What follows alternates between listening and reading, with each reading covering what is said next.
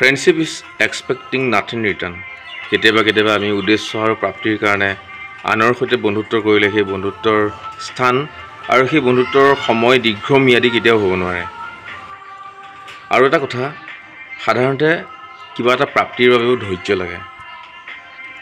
আপোনাৰ দৃষ্টিত আৰু আপোনাৰ নেপথ্যত যদি আপোনাৰ বন্ধু বৰ্গৰ উত্থানত আপুনি যদি হীনমন্যতাত ভোগে, সেই হীনমন্যতাই আপোনাক ক্ষতি কৰিব আৰু ই এক ফবিয়ালৈ পৰিৱৰ্তন হ'ব।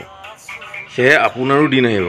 আপোনাৰ দিনৰ বাবে আপুনি অপেক্ষা কৰক আৰু শ্ৰম কৰি যাওক, কষ্ট কৰি যাওক, সহানুভূতিশীল হওক, অনাদৰ অৱহেলা নিজক নকৰিব আৰু মৰম সহানুভূতি আপুনি নিষ্পেষিতজনৰ পৰা আপোনজনলৈকে প্ৰেৰণ কৰি গৈ থাকক।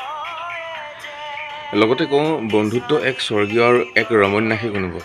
বন্ধুত্ব স্বাৰ্থৰ কেতিয়াও হ'ব নোৱাৰে। বন্ধুত্ব তেজৰ সম্বন্ধতকৈ বেছি অতুলনীয় আৰু আপোন। এই আপোনত্বক স্বৰ্গীয় কৰিবলৈ হ'লে বিশ্বাস লাগিব। বিশ্বাসেইটো আপোনাৰ আৰু মোৰ মাজৰ তেজৰ সাঁকোখন বহল কৰিছে, বিশাল কৰিছে।